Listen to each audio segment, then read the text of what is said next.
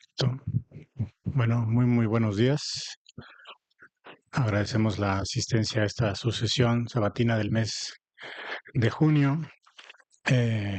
Felicidades anticipadas a todos los que son papás, a los que no, síganlo intentando. Y bueno, vamos con la urocápsula.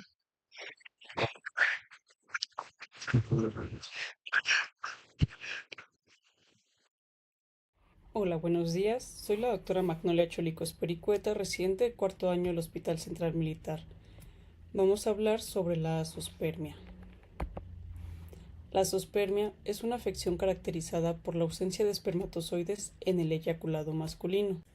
Esto no debemos confundirlo con la aspermia, que significa la ausencia de semen.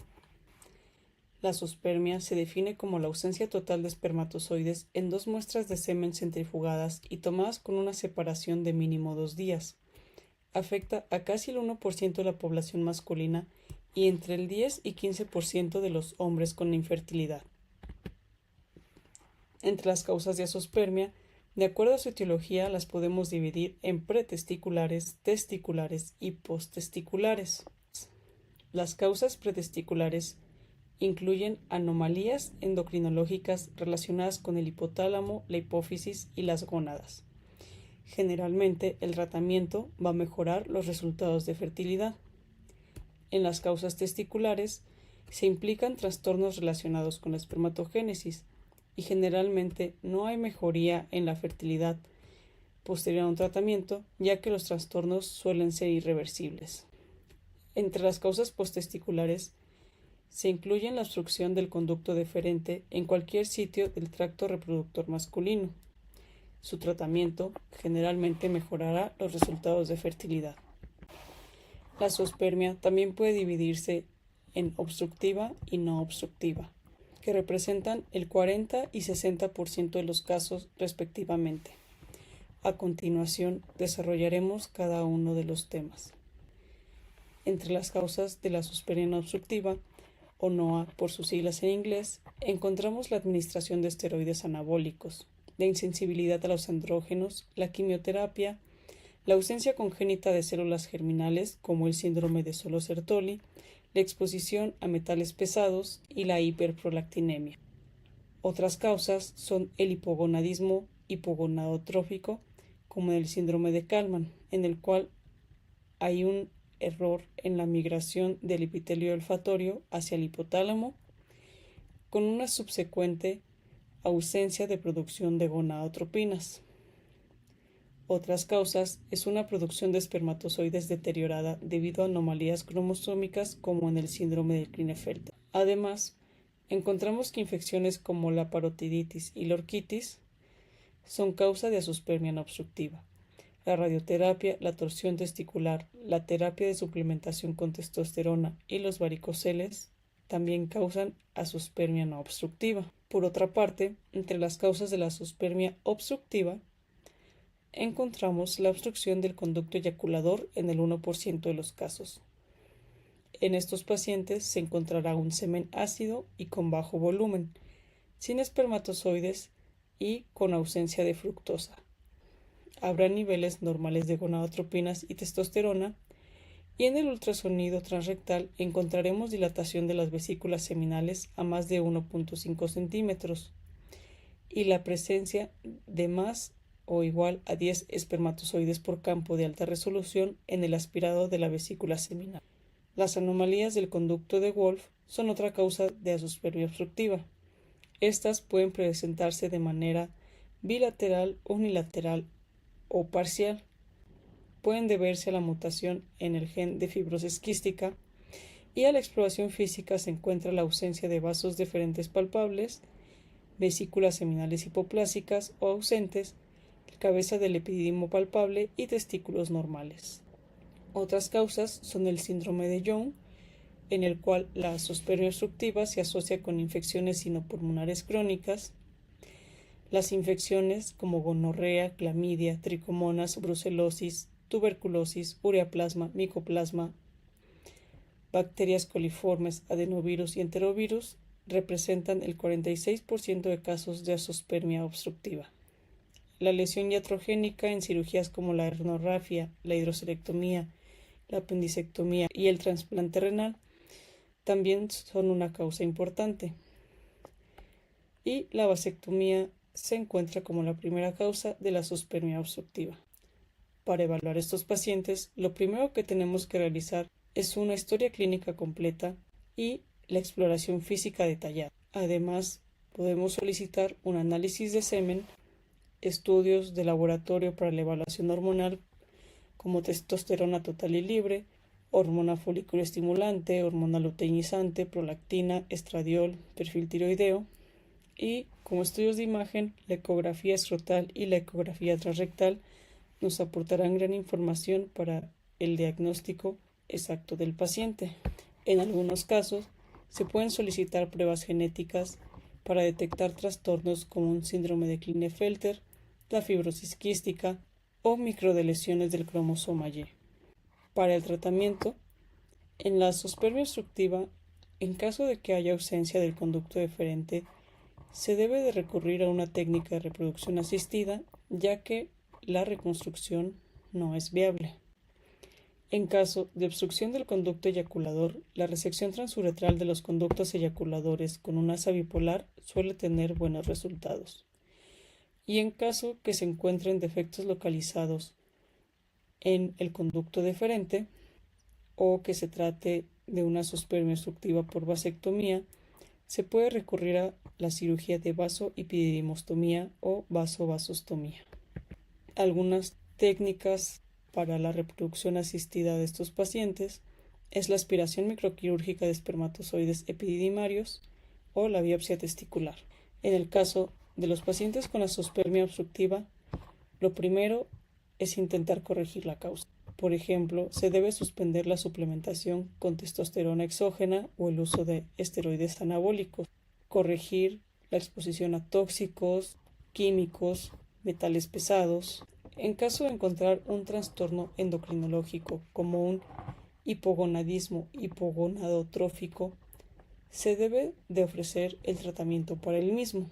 Y como técnicas para la reproducción asistida de estos pacientes encontramos la aspiración testicular de espermatozoides o la extracción testicular de espermatozoides.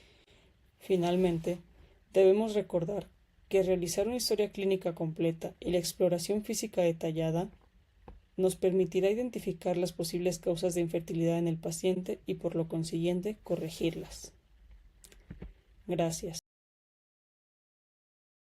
Un aplauso. Agradecemos a la doctora Magnolia Cholico del Hospital Central Militar por esta revisión sobre el abordaje y el manejo de la zoospermia. Y bueno, vamos a iniciar con las contiendas del día de hoy. Tenemos tres equipos, las reinas, las Prostat Lovers, contra un equipo de guanatos, Dick Duo. Y vamos a presentar a los jurados.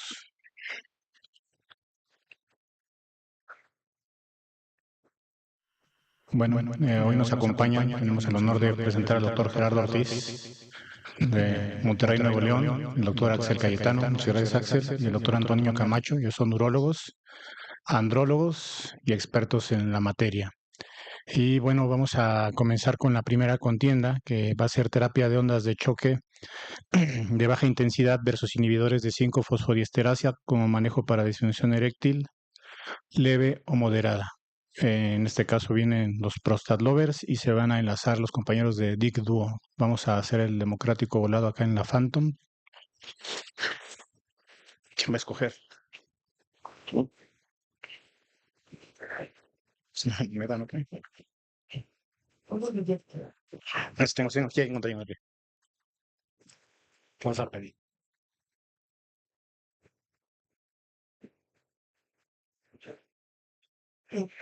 Yes. Serio. Cruz. Cruz. Baila. Pero la Phantom salió el sol.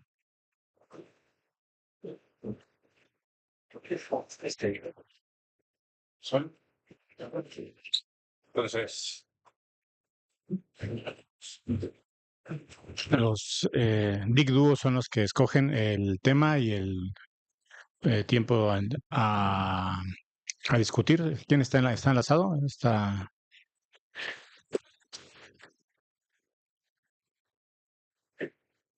Defender el uso de inhibidores 5-fosfodiesterasa. Karen o Christopher. Karen, tú decides qué vas a defender, si primero o segundo. ¿Sí escucha, Karen?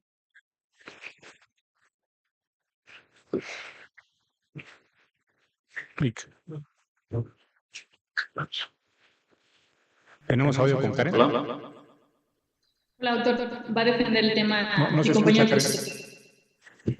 No se escucha.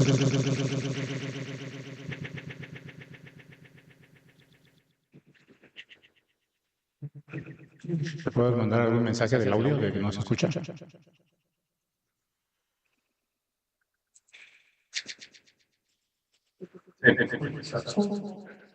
Lo va a proyectar Christopher, doctor.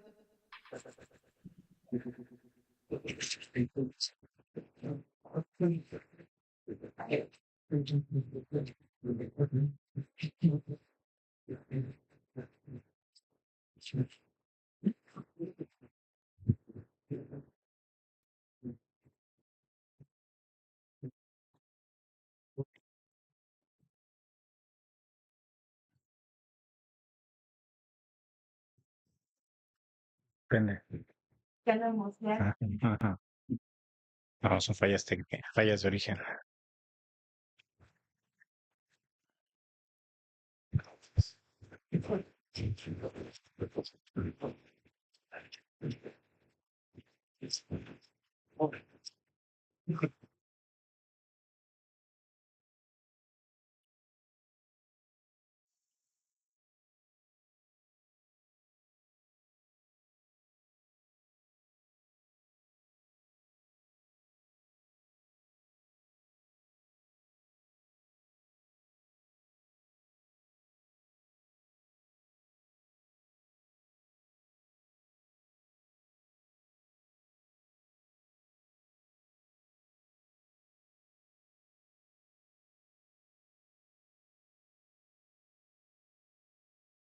¿Si nos escuchas, Karen?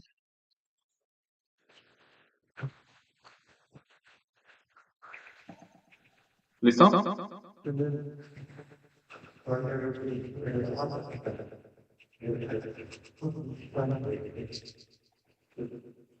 Es a favor de los inhibidores de las 5-fosfodiesterasa. No se escucha.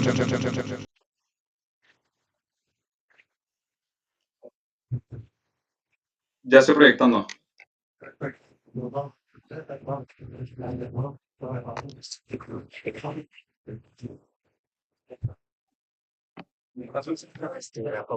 ¿A favor de cuál?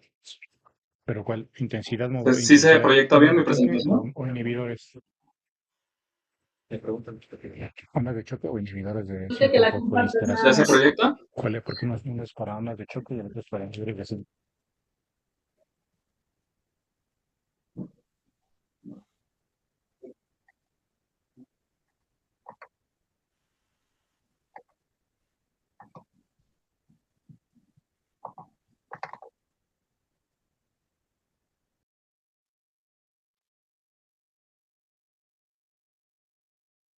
¿Ahí está en full?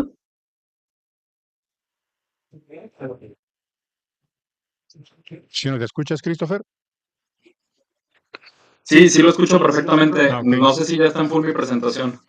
La presentación no, vemos nada más la cámara de tu computadora. ¿Cuál es el tema que vas a defender? Van a ser los inhibidores de las 5-fosfodiesterasa, doctor. Ok, Dije, vuelvo a perfecto. intentar compartir. Un momento nada más. Listo. A ver, deja que se proyecte. Ok. Ya se proyectó. Cuando tú digas, Christopher. ¿Ya se proyecta bien? Ya se ve. Excelente, listo.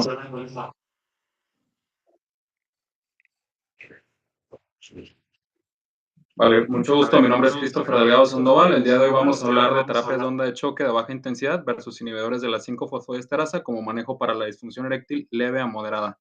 Vamos a iniciar con datos contundentes directamente a la guía europea, la cual en su sumario de evidencia nos comenta que los inhibidores de la 5-fosfodiesterasa tienen una mejoría significativa en la disfunción eréctil y tienen un muy buen perfil de seguridad con un nivel de evidencia 1A. Igualmente nos comentan que entre fármacos, independientemente del que se use, no hay ninguna diferencia, únicamente haciendo uso de esta misma familia de los inhibidores de la 5-fosfodiesterasa con un nivel de evidencia 1A.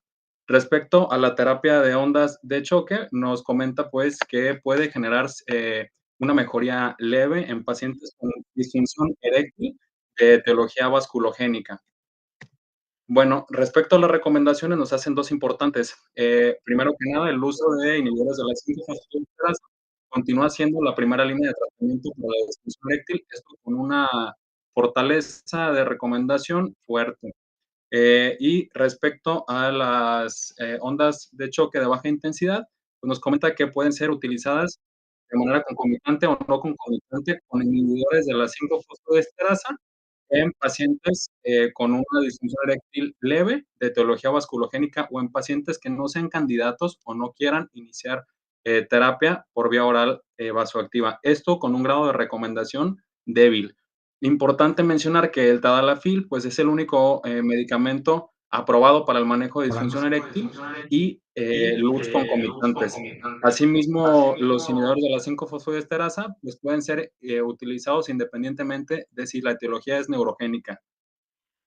Vale, respecto a las guías americanas, pues únicamente hacen dos statements. El primero es que hombres con disfunción eréctil deberán de ser informados de la aprobación por la FDA para el uso de inhibidores de la 5-fosfodiesterasa. Se deberán discutir los riesgos y los beneficios. El segundo statement que ellos hacen, pues es que en pacientes con disfunción eréctil debe de utilizar únicamente la terapia de choque en un contexto investigacional.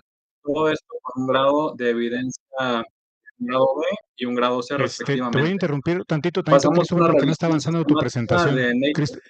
Christopher, es que no está avanzando las diapositivas de tu presentación. O sea, estamos en la primera. Entonces yo creo que vamos a reiniciar. Caray. A ver, pruébale para que ver si avancen. Ok, vamos viendo. ¿Ahí avanza? No.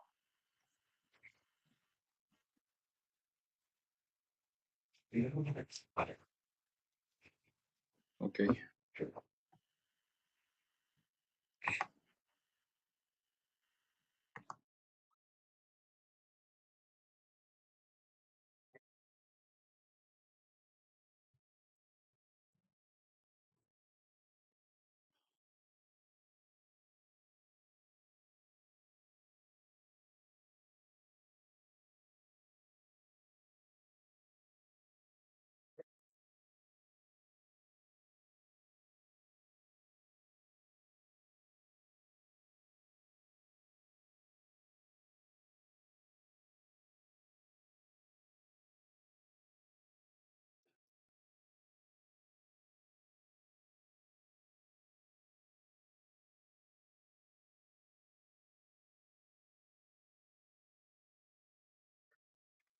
Bien. Vale, vamos a hacer una pruebita, avánzale. Ahí está. Ok, ahora sí. Reiniciamos, perdón. ¿Qué tal? Mucho gusto. Mi nombre es Christopher Delgado Sandoval. El día de hoy vamos a hablar de terapia de ondas de choque de baja intensidad versus inhibidores de la 5-fosfodiesterasa como manejo para la disfunción eréctil leve a moderada. Vamos a iniciar con datos contundentes que nos dicen las guías europeas. En su sumario de evidencia, ellos nos comentan que los inhibidores de la 5-fosfodiesterasa se asocian a una mejoría significativa de la disfunción eréctil con un muy buen perfil de seguridad, esto con un nivel de evidencia 1A. Igualmente nos comentan que no hay una diferencia demostrada respecto a diferentes fármacos respecto a la misma familia de los inhibidores de la 5-fosfodiesterasa, con un nivel de evidencia 1A. Hablando de las ondas de choque de intensidad baja, pues se pueden utilizar con una mejoría leve en pacientes con disfunción eréctil de etiología vasculogénica, con un nivel de evidencia 1A, sorprendente. Hablando ya de las recomendaciones, hacen dos importantes. La primera es que los inhibidores de la 5-fosfodiesterasa continúan siendo la primera línea de tratamiento para la disfunción eréctil, esto con un grado de recomendación fuerte, y que el uso de terapia de ondas de choque de baja intensidad puede iniciarse con o sin inhibidores de la 5-fosfodiesterasa concomitantes, únicamente en pacientes con una disfunción eréctil leve de etiología vasculogénica o en pacientes que no deseen iniciar terapia por vía oral con medicamentos vasoactivos. Esto con un grado de evidencia baja.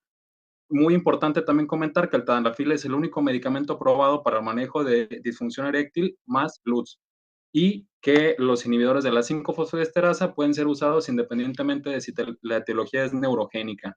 Respecto a las guías americanas, ellos únicamente realizan dos statements. El primero es que en hombres con disfunción eréctil deberán de ser informados de la aprobación por parte del FDA acerca de los inhibidores de la 5-fosfodiesterasa para el manejo de la misma patología. Se deberán de discutir los riesgos y beneficios de los mismos, esto con un grado de evidencia B.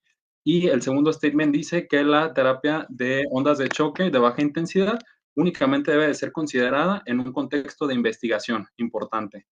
Bueno, vamos a pasar al primer review por parte de la revista Nature, el cual fue publicado en el 2017 y se pregunta si la evidencia realmente es lo suficientemente fuerte.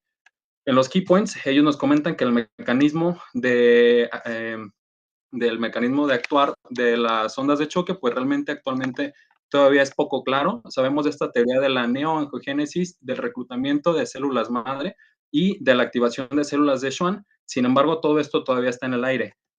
Importante que los múltiples ensayos clínicos aleatorizados que existen únicamente han valorado a los pacientes por un límite de tiempo de aproximadamente 6 a 12 meses y que están altamente sesgados. Peor aún, los metaanálisis que se han realizado en base a estos ensayos clínicos, pues no han detectado todos estos sesgos, por lo tanto, los metaanálisis también tienen múltiples sesgos y pues generan evidencia de baja calidad.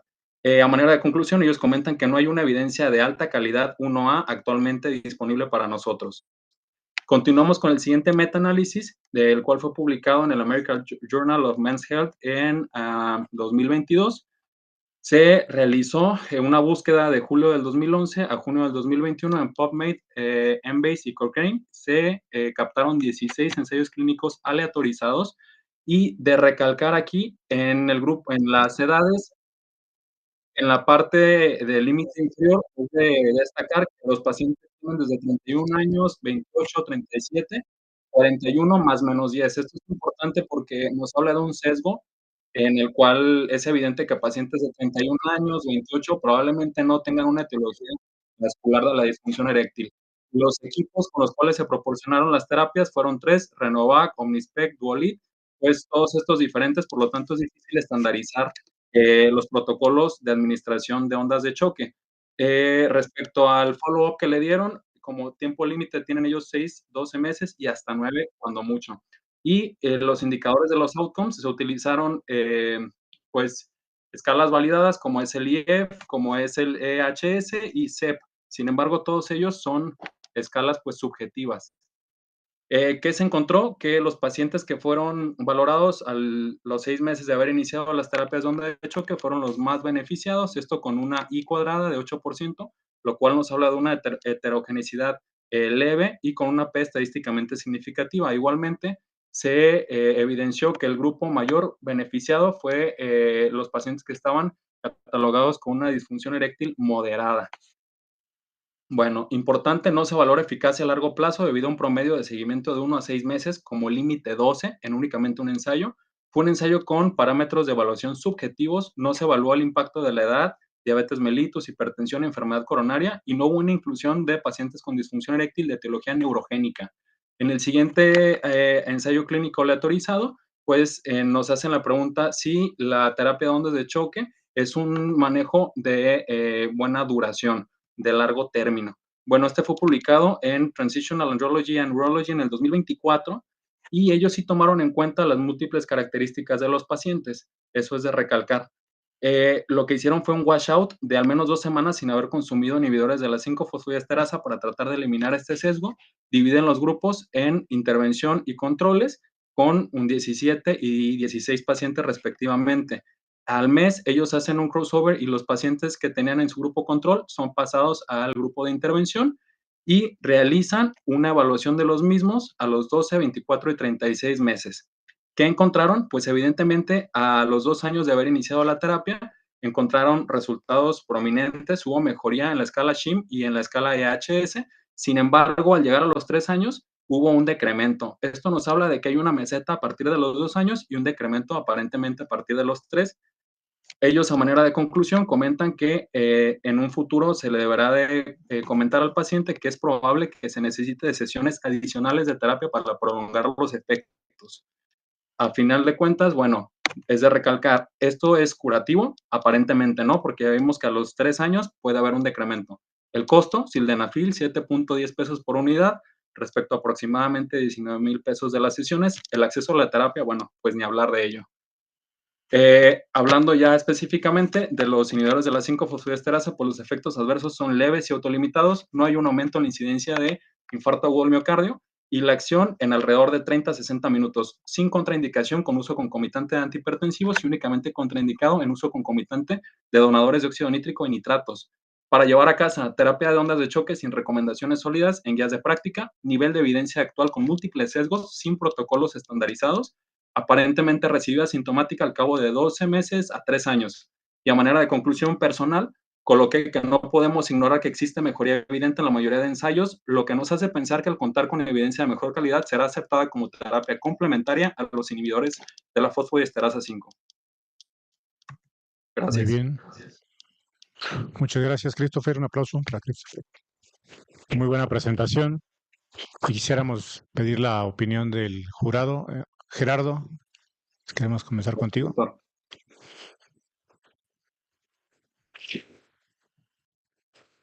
Hola, ¿qué tal? Buenos días a todos. Gracias por la invitación. La verdad que me pareció muy buena la presentación. Christopher defendió muy bien los puntos. Creo que estuvo clara la evidencia científica que presentó. Las diapositivas me parecieron adecuadas también. Una buena fluidez. Creo que entregó un mensaje claro. Te felicito, Christopher. ¿Alguna pregunta o algo que tú quisieras agregar, Gerardo? Gracias, doctor.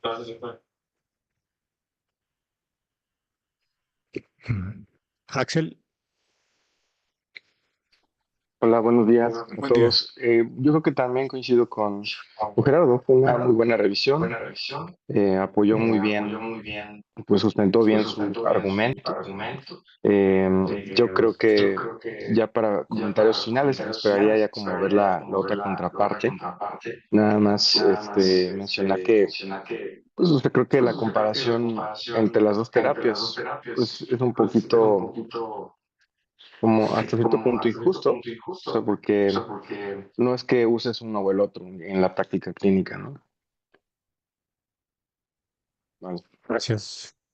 Gracias, Doctor doctor. Camacho. Buenos días a todos. Creo que hizo una excelente revisión. Los puntos que queríamos que se vinieran a tocar se revisaron de una manera adecuada.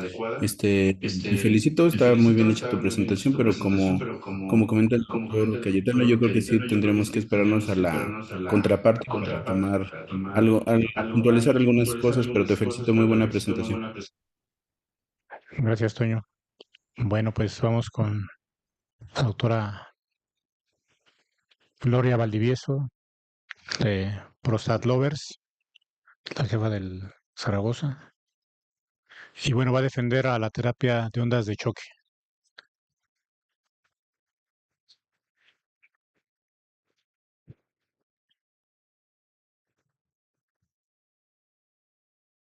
Hola, buenos días. Yo soy la doctora Gloria Valdivieso y vamos a defender la terapia de ondas de choque, perdón, de baja intensidad.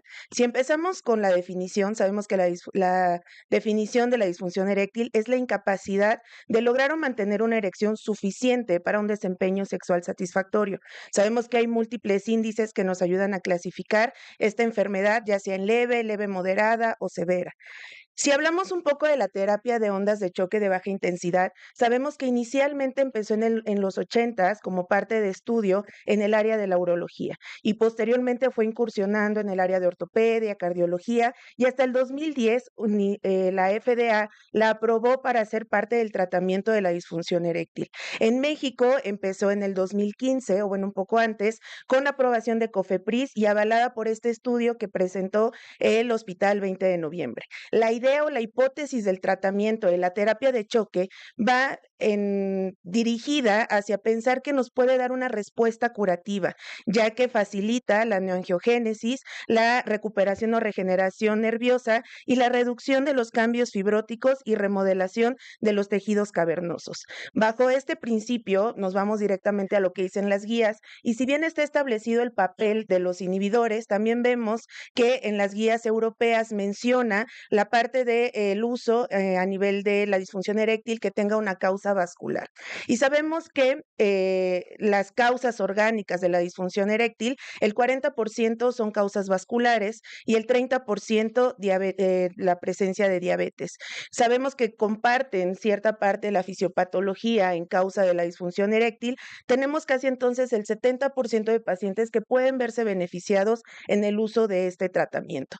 ¿Qué nos dicen las guías francesas? Si bien en todas las guías canadienses, americanas, europeas, está bien establecido el papel de los inhibidores, vemos que en esta guía francesa nos habla del papel también de los inhibidores como parte del tratamiento combinado con las ondas de choque. Y si nos vamos a este pequeño cuadro, podemos observar cómo las ondas de choque o lo que se prevé o la hipótesis del tratamiento es que nos puede causar una opción de tratamiento curativo. Todavía, como bien lo comentó el doctor, no hay suficiente evidencia, pero esta es la idea de por qué se empieza a utilizar. Sabemos que el tratamiento con los inhibidores es más que nada tratar de curar el síntoma como tal, pero una vez suspendido, pues perdemos la respuesta al tratamiento. Si hablamos de los costos, en el primer año podemos ver que las ondas de choque van a ser pues más costosas que los inhibidores. Sin embargo, en un seguimiento a 5 años son comparados las opciones, los precios o los costos que el paciente tiene que pagar y vemos cómo los inhibidores y las ondas de choque, pues los niveles de precio terminan siendo similares. La terapia de choque, y bien lo comentaron los doctores, no trata de competir con los inhibidores y versus onda de choque, pero sí hay una nueva tendencia hacia buscar una terapia regenerativa en el tratamiento de la disfunción eréctil. Vemos en estas tablas que la primera opción de tratamiento en esta terapia regenerativa son las ondas de choque y la primera indicación para utilizar esta opción de tratamiento es que el paciente no responda a los tratamientos, que en este caso pues son los inhibidores. Vemos también que los pacientes que se ha visto que tienen mejor respuesta son aquellos que tienen un componente vascular y que los que responden pues de manera estadísticamente más significativa son aquellos que debutan con una enfermedad clasificándola como moderada. Hay estudios que nos hablan sobre los mitos y realidades que tenemos sobre las ondas de choque. En este estudio de revisión utilizaron 54 estudios donde ellos observaron a 12 meses cómo persiste la mejoría de los síntomas, no solo hablando de diferentes clasificaciones que utilizamos como el IEF, sino también de satisfacción del paciente. A 12 meses sigue manteniendo una diferencia significativa comparándolo con cómo el paciente llegó de manera basal. Y en el último Congreso Europeo mencionan también el papel del futuro del tratamiento de la disfunción eréctil y podemos observar que se ha demostrado que en aquellos que tienen una calificación moderada son los que mejor respuesta tienen a estos tratamientos. Algo que comentó el doctor en la plática anterior es que no hay un protocolo estandarizado y eso se sabe, no está bien establecido establecido en las guías cuáles van a ser. Hay 6 máquinas en el mercado. Sin embargo, se ha hablado y en el último Congreso Europeo se tocó el tema de cuál va a ser el protocolo a tratar y cuál va a ser el protocolo que se puede utilizar independientemente de la máquina que se utilice. Y bueno, ya está estandarizado, está empezando a estandarizarse cuál va a ser las opciones de tratamiento. Hay múltiples estudios que nos hablan de cómo podemos ver, bueno, no solo cómo podemos observar en la respuesta al tratamiento. En este metaanálisis podemos observar que perdón, que trata de ver si las pacientes que presentan disfunción eréctil a largo plazo tienen una mejor respuesta al tratamiento, y en este metaanálisis podemos observar que hay una tendencia hacia el tratamiento con terapia de ondas de choque versus las terapias con los inhibidores. Y esto, pues la idea se mantiene, o la hipótesis del tratamiento es tratar de buscar una opción de tratamiento curativo y no solo sintomático. Este artículo también lo comentó el doctor en la presentación pasada, en el que trata de ver si hay evidencia suficiente para determinar que a largo plazo el tratamiento de ondas de choques, funciona. Y en este estudio realmente la N es muy pequeña, solo son 30 pacientes, pero les dan un seguimiento hasta 3 años. Ellos ven que de basal al año hay una diferencia estadísticamente significativa, y basal a los 2 años persiste esta mejoría, pero a los 3 años se empieza a ver como un declive de las opciones de tratamiento. Como les comentaba, todavía no hay una opción, no está estandarizado cómo va a ser el protocolo de uso, y si incluso los pacientes son candidatos que después de 3 años, como lo menciona este estudio, puedan siquiera entrar otra vez a otro protocolo de tratamiento con las ondas de choque. Creo que el poder hacer un tratamiento comparativo, como comentó el doctor, no es justo, pero sí tomar en cuenta que el tratamiento de las ondas de choque nos está dando una opción de tratamiento regenerativo y potencialmente curativo en la disfunción eréctil. Gracias. Muchas gracias, Gloria.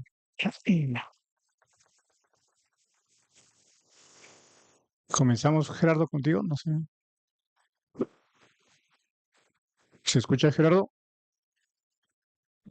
Sí, sí, ¿qué tal? Perdón. No sé qué opinión tengas. Sí, bueno, sí, estoy de acuerdo que es difícil comparar, poner a competir a estos dos tratamientos. La verdad es que los prostate lovers la tienen mucho más complicada. Una muy buena presentación. El problema, yo creo que el problema es que este tratamiento nació con intenciones curativas y quizá yo esperaba que no se siguiera defendiendo tanto ese punto, ¿no? Por el equipo de los prostate lovers. O sea, creo que hay indicaciones precisas o un nicho de pacientes muy específico que se pueden beneficiar de este tipo de tratamientos, especialmente si queremos potenciar el efecto de inhibidores de fosfodiesterasa 5 y tener que evitar tener que llegar a tratamientos más agresivos o más invasivos.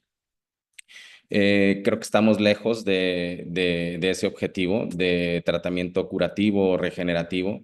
Creo que ese es el punto más débil en la presentación. Muy buena presentación de Prostate Lovers, muy buena evidencia científica, muy buena fluidez, mensaje claro, pero el seguir quizá hasta cierto punto defendiendo el punto de que es una terapia curativa y que probablemente a futuro yo sinceramente creo que no vamos a llegar a eso, y como mensaje principal creo que tendríamos que sacar de la mente que esto en algún momento puede llegar a ser un tratamiento realmente curativo, ¿no? Creo que ese sería el punto más importante. Muchas gracias, Gerardo. Axel. Bien, gracias. Sí, yo creo que hizo una excelente revisión de la literatura. En comparación, creo que me gustó mucho que hablara acerca de artículos específicos, detallar como los resultados, hallazgos, más que solo centrarte en lo que dicen, pues, revisiones o conclusiones de algunos autores. Eh, ya entrando, pues, en la opinión de esto, yo creo que es bueno que se debata. Es un tema a veces como de mucho de opiniones, ¿no? sobre todo lo que he visto aquí en México, algunos en favor, en contra, algunos creen que es charlatanería, por ejemplo, y que lo discutamos aquí en esta sesión, pues es bastante útil, ¿no? Para aclarar qué evidencia hay en favor y en contra, las limitaciones que tiene, y coincido bastante pues, con Gerardo, o sea, no es curativo, es una terapia restaurativa y hay esfuerzos que se están haciendo, ¿no? A nivel mundial de encontrar lo mejor y es un paso que se está haciendo para que a futuro pues haya algo que sea más eficaz, ¿no? Eh, bien, pero en general bastante bien, Gloria. Saludos.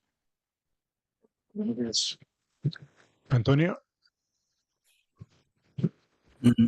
Buenos días, Gloria. La verdad es que tu presentación bien, defendiste el punto que se, que se intentaba tener como una opción de tratamiento. O sea, obviamente, pues el estándar pues es iniciar con los inhibidores, pero lo defendiste de una manera adecuada con, obviamente, con evidencia científica y pues los artículos que revisaste creo que están muy bien. Yo te veo una excelente presentación. gracias. Pues, un aplauso para Gloria también.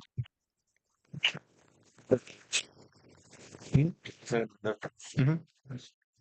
Y bueno, vamos con la segunda contienda. En este caso tenemos a los másters, los catedráticos del espermático, contra Uropriapos. Y el tema a defender es terapia intralesional para enfermedad de Peyronie en fase aguda, a favor y en contra. ¿Quién va a pasar para el volado? ¿Marco o David? Se lo llena Phantom. No salgas con cruz o sello, güey. Es águila o sol, güey. ¿Quién es? Pues cámara, porque está. ¿Qué es ahí? Pero que caiga en la Phantom. Más para acá. Orillalo para que se vea. Se la tiene. ¿Me cayó? Águila. Sí, esta sí es águila. Cayó águila. En segundo. Entonces ellos van a defender a favor en segundo punto. Entonces, de Europriapos, ¿quién iría en contra de primero? Yo. Muy bien. Diego. Diego.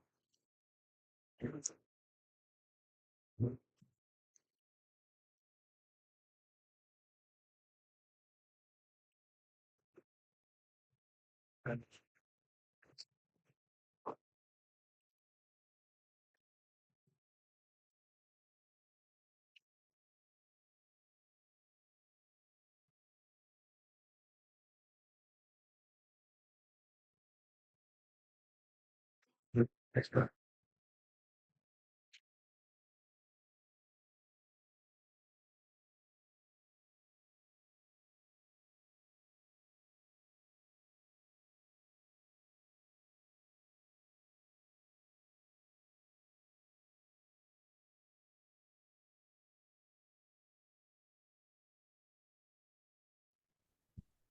Bueno, buenos días. Soy el doctor Diego Martínez del Hospital Civil de Guadalajara. Vamos a tratar el tema de terapia intralesional para enfermedad de Peyronie en fase aguda.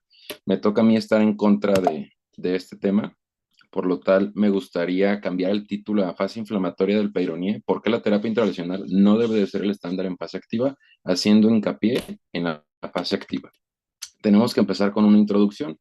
Vamos a definir la enfermedad de Peyronie como un trastorno fibroproliferativo adquirido del tejido albuginio del pene. Va a estar caracterizado por 4 pilares: la placa fibrosa por colágeno desorganizado, depósitos de fibrina, la deformidad peniana por una curvatura, indentaciones o acortamiento, y característico en esta fase, el dolor. Este dolor va a tener síntomas dinámicos, va a tener síntomas cambiantes y va a ser el síntoma definitorio de esta etapa activa, y se puede asociar por disfunción eréctil hasta en el 40% de los casos. En cuanto a su fisiopatología, que viene siendo de lo más importante en esta plática, ¿por qué? Porque tenemos que ver el mecanismo de acción de las terapias intralesionales, por lo que tenemos que entender la fisiopatología de la enfermedad. Pues la fase aguda o inflamatoria se describe como un periodo de 6 a 18 meses y sobre todo por microtraumas repetitivos. Se puede asociar a predisposiciones genéticas como HLB27.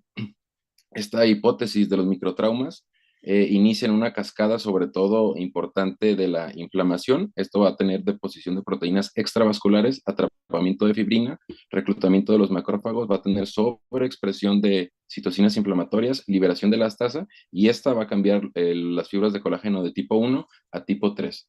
En cuanto a la epidemiología, se describe en el Campbell hasta en el 9%, y en la guía americana se describe hasta en un 20%. Tiene un pico de incidencia de la quinta a la séptima década de la vida, y sus asociaciones comunes descritas en la literatura va a ser disfunción eréctil en un 7%, enfermedades de Putrain hasta en un 10%. Ahora vamos a ver qué dicen las guías internacionales. Nosotros sabemos, y nosotros nos ponemos a revisar de la enfermedad de Peyronie, vemos que son guías pues un poquito abandonadas. La americana, la última es del 2015 y la europea es del 2023. Vemos, si nos vamos directamente al algoritmo de trabajo, perdón, al algoritmo de manejo, vemos que en la fase activa, en ambas, nos hablan del tratamiento conservador y se describen nada más como opiniones de expertos, sino como una indicación como tal, el manejo de las mismas. Obviamente se dicen que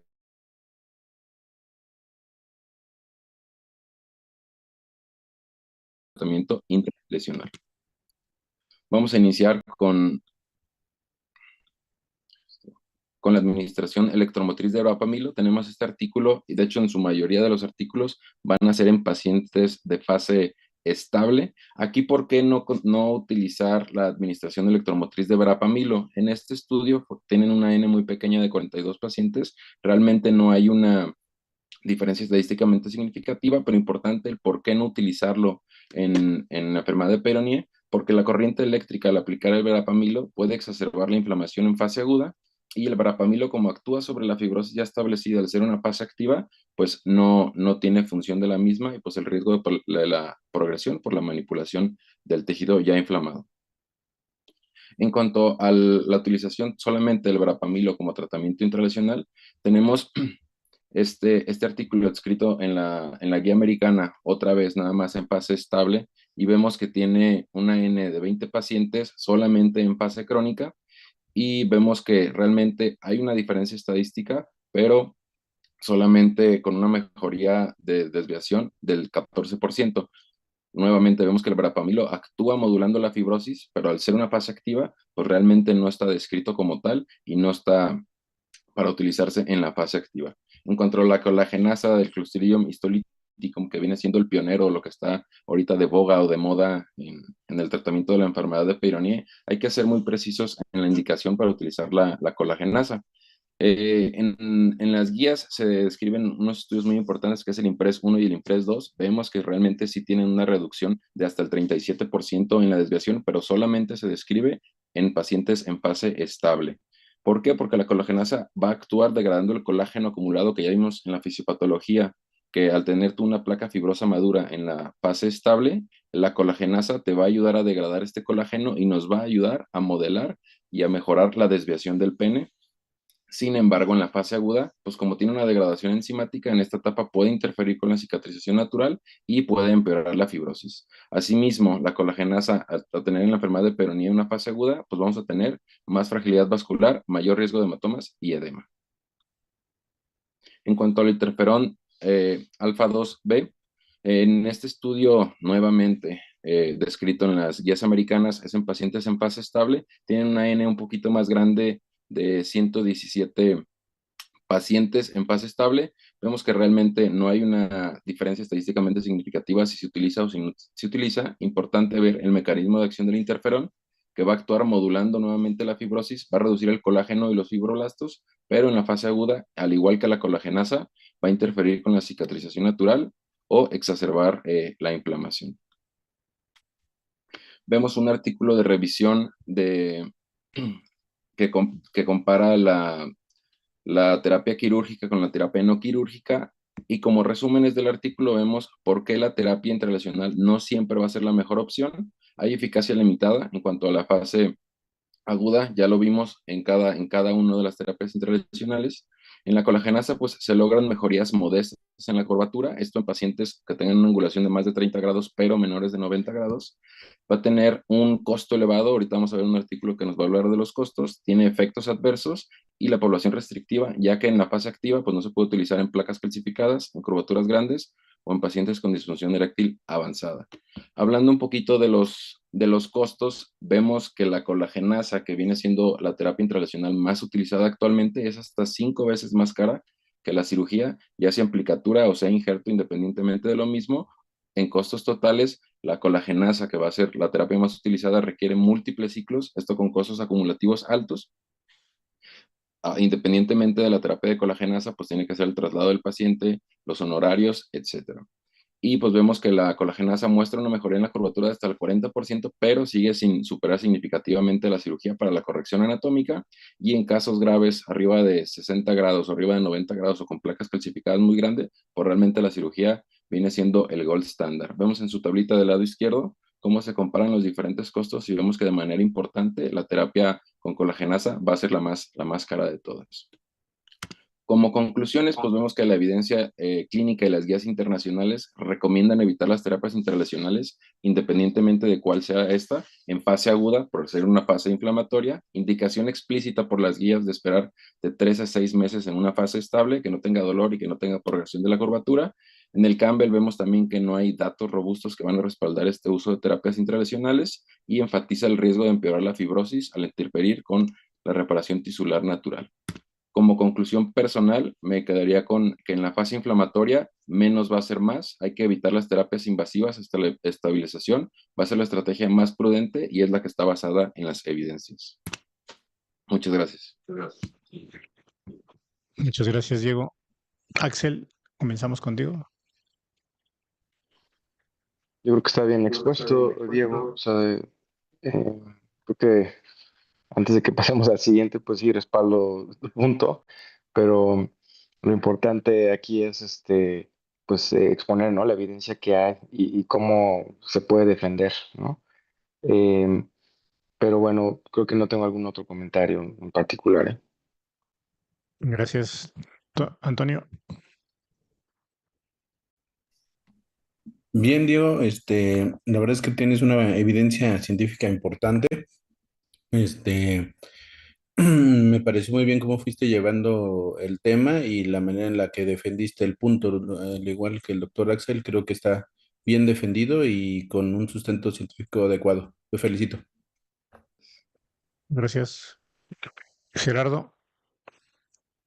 Sí, muy bien, Diego, felicidades. Creo que en las guías europeas 2025 nicardipina y verapamilo están ya fuera o prácticamente no ha demostrado demasiado beneficio.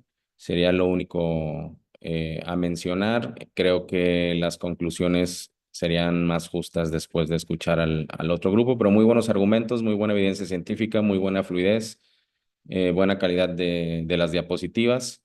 Y bueno, supongo que el otro grupo hablará de los artículos que defienden el uso particularmente de la CSH en fase aguda. Así que prefiero esperar a escuchar al siguiente grupo. Muy bien, gracias, Gerardo. Y bueno, vamos con los catedráticos del espermático. El doctor Marco Asensio del Hospital Manuel G. González va a defender el punto.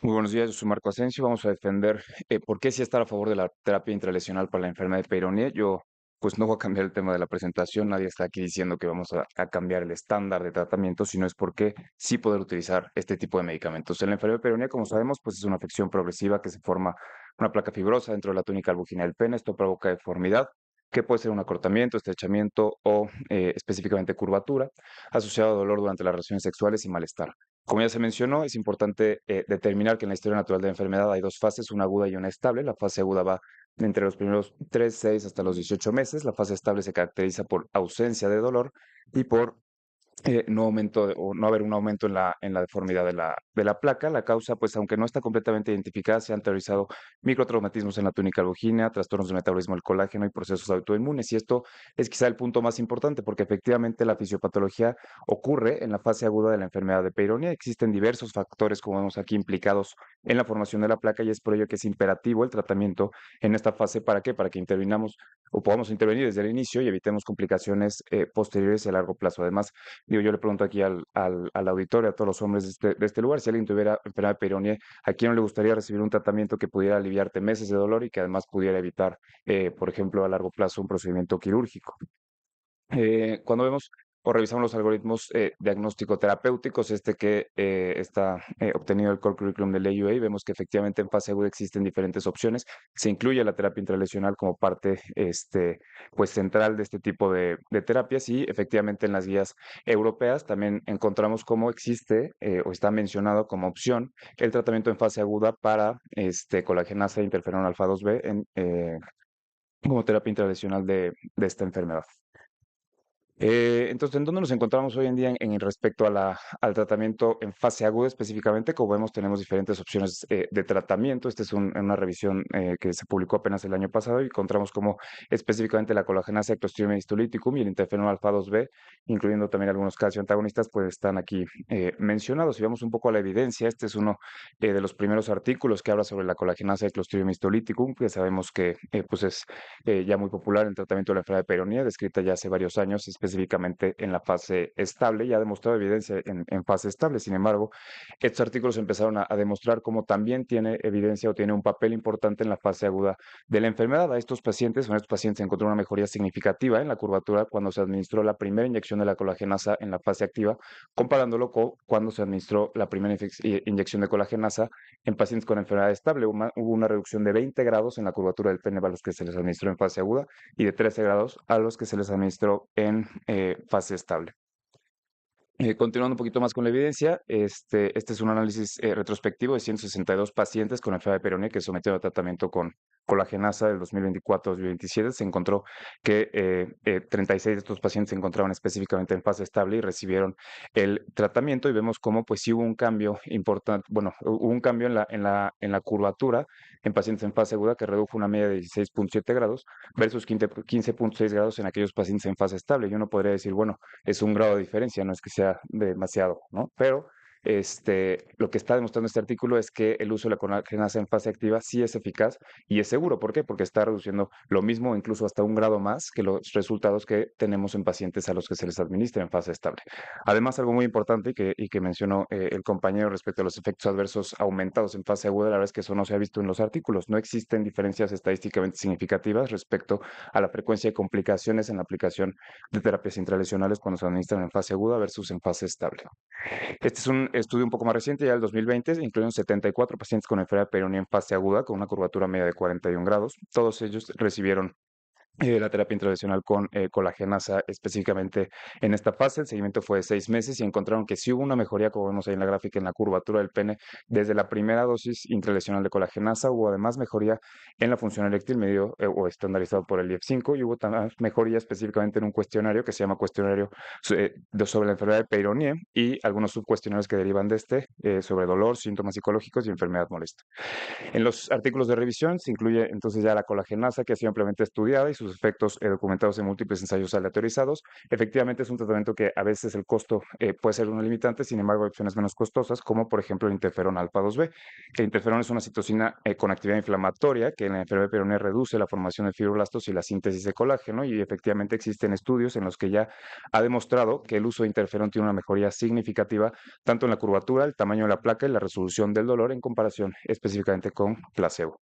Otras opciones de tratamiento, los calcioantagonistas, el verapamilo, pues ha demostrado ya en algunos estudios, algunos un poco antiguos, en fase aguda, una diferencia importante en la reducción de la placa, inicial una reducción del 57% versus solamente un 28% en la reducción de la curvatura en pacientes a los que se le administró en fase aguda.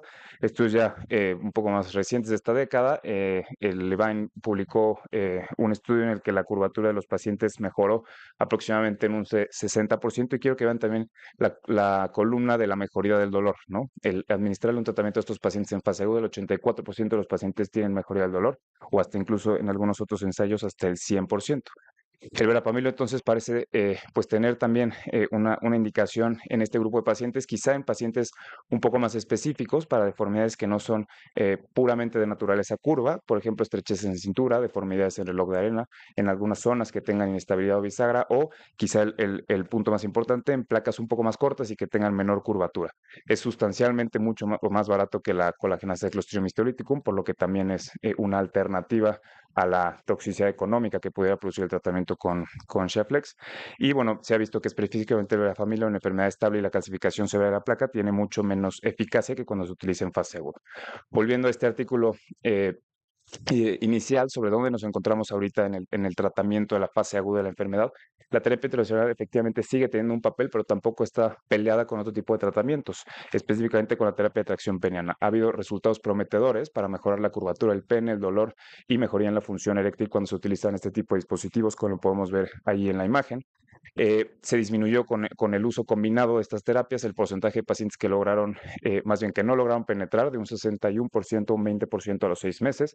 Es un dispositivo que se utiliza 3 horas al día y se usa, digamos, en conjunto con alguna de las terapias intralesionales mencionadas. ¿Y esto por qué? Porque pues, las monoterapias al final no son capaces de mejorar todos los aspectos del espectro clínico patológico de la enfermedad de peyronie asociada a la fisiopatología, y por eso la combinación de regímenes puede ser una opción importante.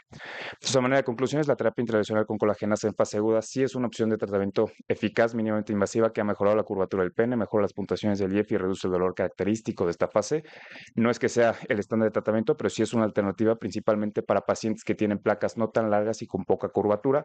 No hay diferencia en el perfil de seguridad y pues tampoco en la eficacia comparando la colagenasa en fases agudas y en crónicas. Entonces, ¿por qué estamos tan seguros de usarla en fase crónica y por qué no en fase aguda? Opciones menos costosas, el interferón alfa y el verapamilo, y pues bueno, la combinación con otras terapias puede mejorar aún más los resultados. Muchas gracias. Muy bien, muchas gracias, Marco. Axel, comenzamos. Sí, yo creo que sí, como te comentaba, te tocó defender un punto difícil. En general, pues la evidencia y la recomendación actual para dar terapia intralesional en la fase aguda, pues es muy limitada. Pero lo trataste de argumentar bastante bien, o sea, en favor, aunque siento que tal vez hubo un poquito de mezcla con los tratamientos que se dan en la fase crónica, pues estable, ¿no? Eh, Sin embargo, pues aterrizando esto, yo creo que sí urge encontrar como opciones en la fase aguda, aparte de la atracción, inhibidores de fosfodiesterasa. Ya ven que es muy común encontrar que recetan colchicina, vitamina E todavía, cuando pues no hay nada de evidencia al respecto, ¿no? Eh, Como tratamiento para peronea. En general, pues aterrizando un poco aquí a México, pues no tenemos la clostridiopertidasa, ¿no? Es muy cara. Traerla acá cuesta como 150, 200,000 pesos cada inyección. En Estados Unidos, pues como unos 80,000 pesos cada inyección. Se requieren de 4 a 6 inyecciones, pues, lo cual no es viable aquí, ¿no? La única opción que tendríamos nosotros para investigar en México sería con el interferón alfa 2B en fases agudas y sería como un buen punto, pues, ¿no? Para tomar entre todos los que nos dedicamos a esta área. En general, pues, una buena revisión, ¿vale? Muchas gracias, Axel. Antonio. Bueno, creo que sí te tocó algo difícil de defender, pero de alguna manera lo hiciste de manera adecuada. Coincido en que pues en México es complicado, ¿no? Como bien lo dijiste en el transcurso de la charla, o sea, el paciente te pide, ¿no? Algo que le puedas ofrecer. Decirle, no le voy a dar nada, pues es complicado para ti, para el paciente.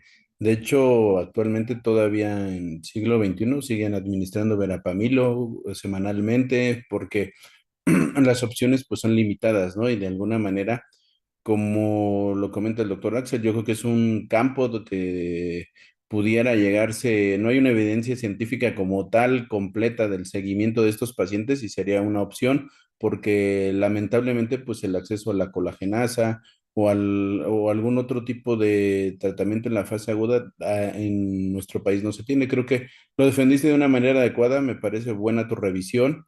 Ahí sí valdría la pena pues ver qué resultados tiene, ¿no? A lo mejor acercarse a hacer algún protocolo ahí en siglo a ver qué resultados tienen, ¿no? Pero me parece buena tu revisión. Gracias. Gracias. Gerardo. Sí, felicitarlo porque, bueno, como han dicho los otros dos compañeros, pues es un punto difícil de defender y lo hizo muy bien. No sé si aquí quepa una pregunta, porque estoy completamente de acuerdo con lo que dijo Axel y para no ser redundante, creo que quizá la aplicación de colagenasa en fase aguda surge de la necesidad de tener más herramientas, algo más que ofrecer al paciente en fase aguda. No escuché los protocolos de aplicación del medicamento en estos artículos que analizan la posibilidad de hacerlo en fase aguda, porque hay un esquema de tratamiento corto que intenta reducir costos y quizá si la aplicación de este medicamento en fase aguda con un protocolo corto demuestra tener los mismos beneficios que en fase estable, pues quizá tendría como más cabida este tipo de tratamiento en fase aguda, ¿no? Intentando no tener que llegar a una cirugía o hacer cirugías menos complejas para poder corregir la curvatura. Entonces, me gustaría, si se puede y si hay tiempo, que nos platicara de qué tipo de esquema de tratamiento proponen en estos artículos donde se aplica en fase aguda. Porque definitivamente la comparativa que hicieron en la primera presentación de costo-eficacia pues, no tiene sentido, ¿no? Además de que no contamos con el medicamento en México, pues creo que es mucho más costo eficaz para el paciente una cirugía.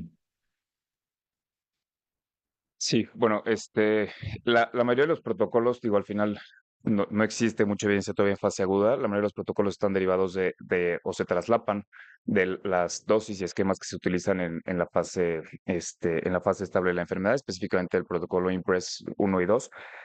Hablando de la colagenasa y Clostridium histolyticum, el Shaflex, la dosis, o más bien la inyección es de 0.58 miligramos y depende más bien se administran diferentes ciclos. Un ciclo consiste en 2 inyecciones por lo menos, entonces se coloca la primera inyección, entre 24 y 72 horas se coloca la segunda inyección, les repito, de 0.58 miligramos cada una.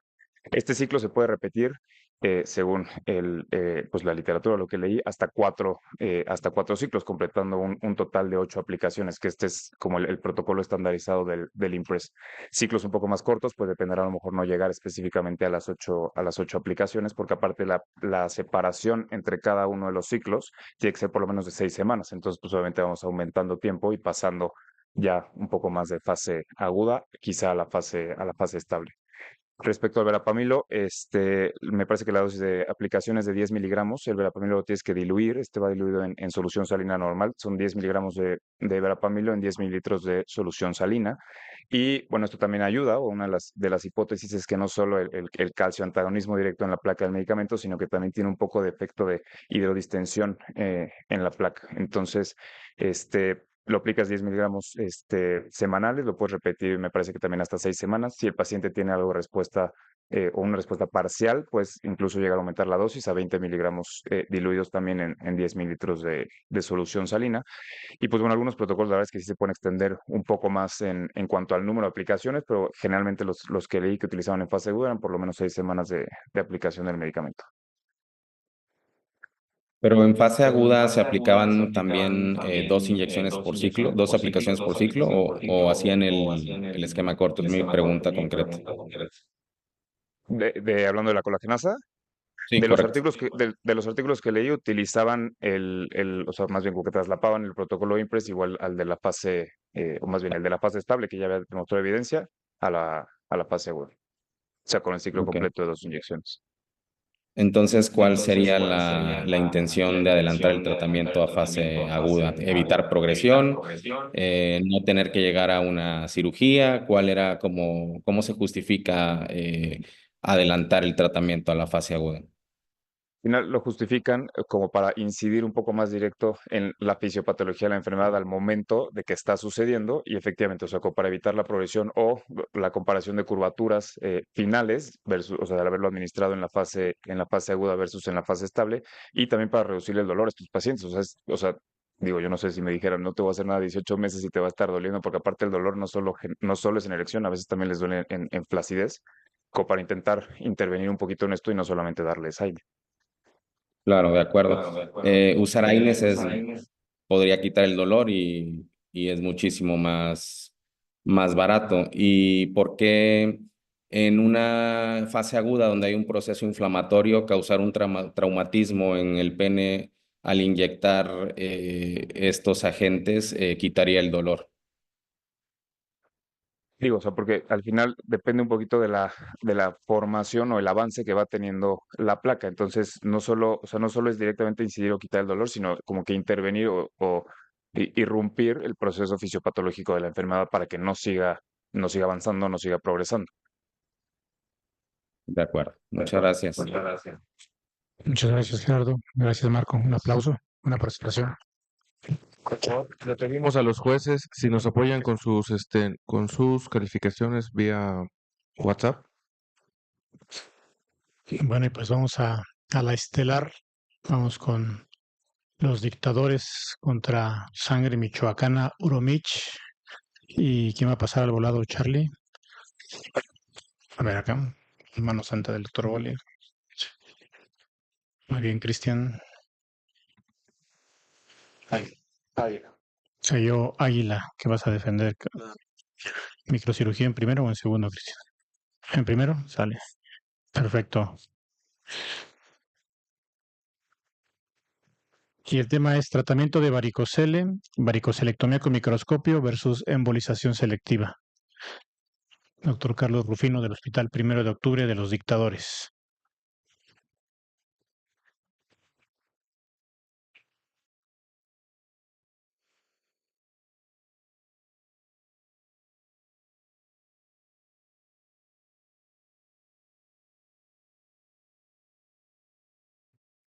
Hola, ¿qué tal? Buenos días. Soy el doctor Carlos Rufino Saavedra, residente de cuarto año del 1 de Octubre del ISSSTE. Nos toca revisar el tratamiento del varicocele, específicamente varicocelectomía con microscopio versus la embolización selectiva. Nosotros estamos a favor del uso del microscopio.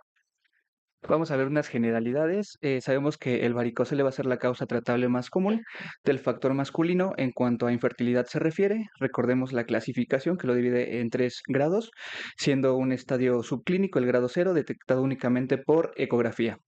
Grado 1, palpable solamente en valsalva, grado 2 en bipedestación y el grado 3 puede ser visible incluso a través de la piel escrotal. Algunos antecedentes, sabemos que va a afectar del 5 al 20% de la población en general. Presentación principalmente es unilateral del lado izquierdo, alcanzando un porcentaje del 78 al 93%. La presentación bilateral es más baja, del 2 al 20%. Y estas son algunas de las indicaciones que comúnmente hemos visto. Quizás las dos son las que están subrayadas, que es la infertilidad y el dolor testicular.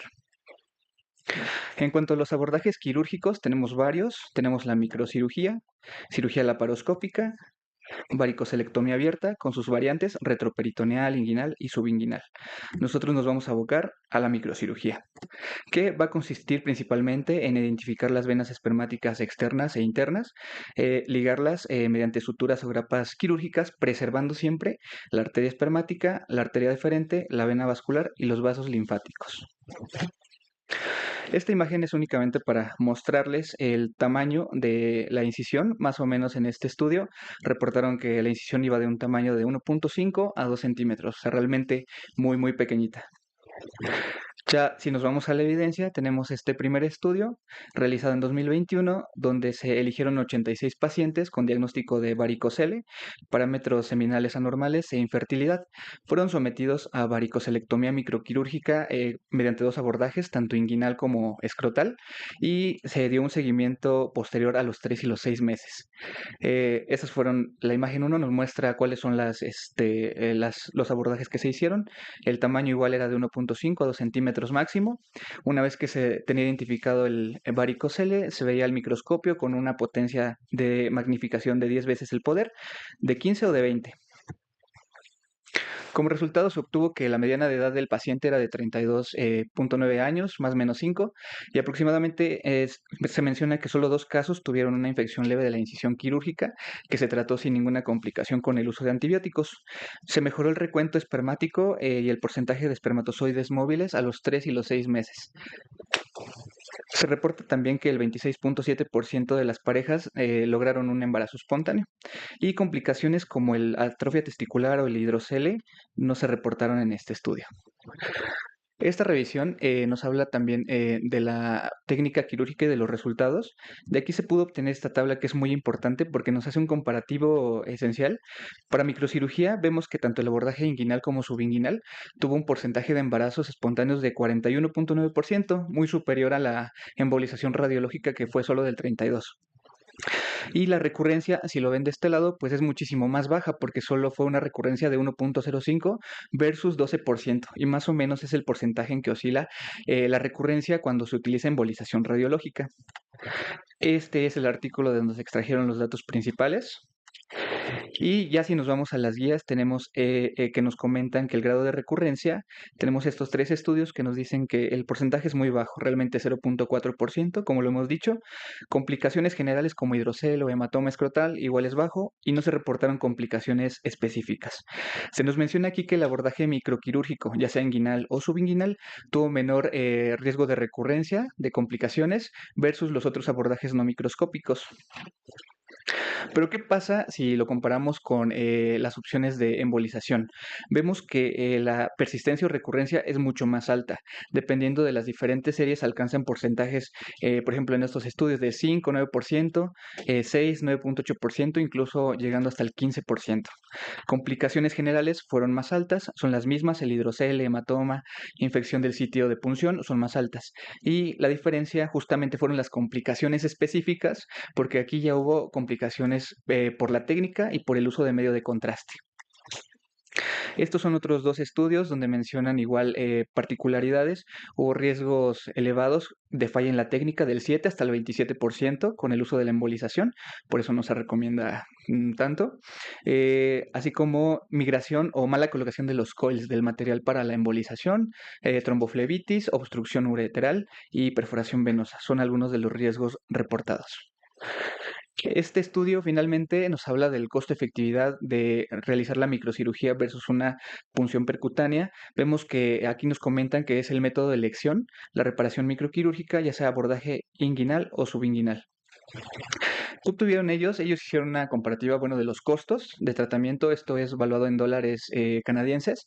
Se tuvo un reporte de que fue mejor la microcirugía, ya que tuvo un costo de $5,402 canadienses versus $7,300 canadienses para el uso de la embolización. Por eso fue que se prefirió esta técnica. Era más rentable para los pacientes. Como conclusiones del estudio, se comenta que la microcirugía produjo un mayor número de embarazos con niveles aceptables de costos incrementales. ¿A qué nos referimos con esto? En este estudio se comenta que sí, la embolización al principio, la primera sesión, era más barata, más económica. Pero ¿qué pasa? Por el riesgo de recurrencia, muchos de los pacientes tuvieron que someterse a un segundo tratamiento, lo que aumentaba los costos. Por eso es que comentan que la microcirugía, pues lo hacías en una sesión y listo, ya se lograba el objetivo. Se comenta que el tratamiento con embolización fue menos rentable y por lo tanto sí se recomienda su uso, pero después o posterior a un fracaso quirúrgico. En cuanto a las tablas de análisis, vemos que para el grado de recurrencia, el MB es microcirugía con un 2.1% de recurrencia versus el abordaje percutáneo, donde fue casi del doble, de 4.3%. En cuanto al grado de embarazos, vemos que la microcirugía alcanzó 44.8% versus la embolización que tuvo 31%, quedó por debajo. Y finalmente hacemos una comparativa. ¿Qué pasa? Cuando hacemos una microcirugía tenemos la posibilidad no solamente de resolverle el varicocele. Sabemos que si resuelves el varicocele está bien, pero también hay otras causas. Puedes tomar una biopsia para ver que no haya hialinización testicular, por ejemplo, y ahí te da un plus, ¿no?, de tratamiento. Tuvieron más tasas en el conteo espermático y porcentaje de movilidad espermático. Fue equiparable más o menos en los dos, pero el tema fue la recurrencia. En el caso de las complicaciones, se reportaron solo algunas y fueron realmente incipientes, comparadas con la embolización, donde hay todas las que mencionamos anteriormente. Acá, pues esta la realizamos nosotros y para la embolización usualmente requieres de un radiólogo experimentado en el campo y bueno, eso ya es una desventaja, ¿no? Mejores costos en cuanto a costo-efectividad, sabemos que cuando vas a hacer una embolización, pues desafortunadamente requieres más equipo, ¿no? Fluoroscopio, coils, medio de contraste, guías, entonces son varias cosas ahí que están aumentando los costos. Muy bien, gracias, Carlos. Antonio, comenzamos contigo. Bien, pues la verdad a ti te tocó la parte no más fácil, pero sí llevar o defender algo que pues es el estándar, ¿no? Actualmente. La verdad los puntos que pones sobre la mesa son los importantes. A lo mejor te falta un poquito en cuanto a técnica, un poquito más a abundar, sobre todo para tener un poquito un panorama más específico, pero en general, pues obviamente defendiste bien el tema de que es el estándar y el por qué lo es, que eso era lo más importante, ¿no? Te felicito. Gracias, Antonio. Gerardo. Sí, bueno, coincido con el doctor Antonio Camacho, pues la tenía relativamente sencilla. Sin embargo, hay algunas cosas que me gustaría puntualizar con las que no estoy muy de acuerdo, a pesar de que yo soy obviamente pro varicocelectomía microquirúrgica y hablo de tomar una biopsia, que es uno de los beneficios. No estoy de acuerdo con eso. Una biopsia se toma solo si se va a hacer una técnica de reproducción asistida. Está proscrito hacer biopsias diagnósticas, por lo tanto no lo vería como un beneficio. Habló como desventaja de la embolización tener un radiólogo experimentado. Microcirugía, hay muy poca gente que realmente hace buena microcirugía. También se requiere un urólogo experimentado con un entrenamiento formal y real en microcirugía para que se cumplan los números que se están presentando, ¿no? Esa recurrencia del 0,4 al 0,6%, bueno, pues se requiere también de un urólogo bastante experimentado en microcirugía. Yo siempre digo que la microcirugía o varicocelectomía microquirúrgica debería de considerarse una cirugía de alta especialidad y creo que es una de las cirugías más infravaloradas incluso por nosotros mismos, por los mismos urólogos. Por lo demás, todo muy bien. Felicidades. Muchas gracias, Gerardo. Axel. Y solo para rematar, pues sí, hay más evidencia robusta, ¿no? Por este lado, todos coincidimos que pues, sí es como la elección, pues, ideal. También, pues sí hay poca gente capacitada, los costos son más caros, ¿no? De hacer una microcirugía, necesitas un microscopio, necesitas idealmente un Doppler, un microdoppler para estar bien seguros de que no estás cortando, ligando una arteria, ¿no? Eh, Creo que argumentaste bastante bien, pues, los puntos en favor. Coincido con Gerardo, me ganó el comentario, lo de la biopsia, sí se me hizo raro lo de recomendar la biopsia, cuando en general no se suele hacer eso, porque el abordaje es inguinal usualmente. A veces sí los exteriorizamos por ahí, sobre todo para las recurrencias o vasos del gubernáculo, pero no es lo recomendable hacer como biopsias testiculares, porque rara vez te van a dar como alguna herramienta adicional, o sea, para tomar decisiones en estos casos. Y cuando los metes a estos pacientes a quirófano, pues no estás pensando en un problema testicular principalmente, sino en un tema pues de varicoceles, ¿no? Pero bien, buena revisión. Muchas gracias, Axel. Gracias, Charlie. Gracias. Un aplauso. Vamos con Uromich. Salomón o Miguel, ¿quién es el que va a defender el punto de la embolización?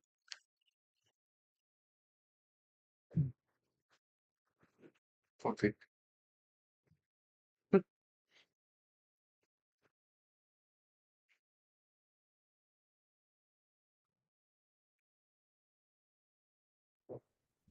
Bien, bueno, pues para defender la embolización selectiva frente a la corrección microquirúrgica del varicocele en el paciente con trastornos de la fertilidad y alteraciones en los parámetros seminales hoy día es una labor complicada, puesto que todas las organizaciones internacionales que dictan la pauta de manejo en esta materia, pues nos dicen que el gold estándar de tratamiento obviamente es la contraparte, ¿no? La microcirugía, con la intención de mejorar los parámetros seminales en estos pacientes y aumentar la tasa de embarazos espontáneos. Sin embargo, a la embolización percutánea selectiva se le considera como una opción disponible, mínimamente invasiva, pero que no necesariamente tiene que ser considerada como la primera elección. Eso significaría que la embolización es inferior a la varicocelectomía microquirúrgica. Yo personalmente creo que no, pero para analizar esto tenemos que hacer una revisión un tanto objetiva de un poco de la evidencia que existe. Por eso les presento este primer estudio. Es una comparativa de un estudio prospectivo de 76 pacientes, en donde a 49 se les realizó microcirugía y a 27 se les realizó embolización percutánea, excluyendo los pacientes con azospermia, y se les dio un seguimiento con un estudio seminal al mes, a los 3, a los 6, a los 9 y 12 meses.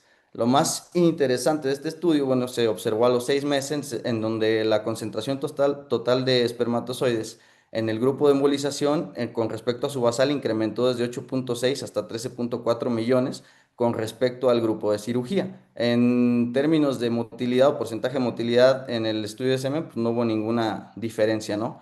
Asimismo, también el conteo de espermas móviles totales incrementó significativamente más en el grupo de embolización, hasta casi el doble, 18.7 comparado con su basal de 8.5, comparado con el grupo de cirugía, con la particularidad de que en los pacientes que se sometieron a embolización tuvieron bueno, se registró con menor dolor, con una estancia hospitalaria menor, con una satisfacción prácticamente igual entre las dos partes y una tasa de embarazos muy, muy parecida, ¿no? Que corresponde con lo que a nivel mundial la literatura maneja, tanto si le das un tratamiento con embolización o un tratamiento quirúrgico, concluyendo que no existe diferencia entre estas dos técnicas para términos de calidad del esperma, tasas de embarazo y satisfacción, y que el tratamiento con la embolización sería seguro, eficiente y no inferior al tratamiento microquirúrgico, y que además tiene la ventaja de ser menos doloroso y que la recuperación del paciente va a ser muchísimo más rápida, prácticamente en ese mismo día.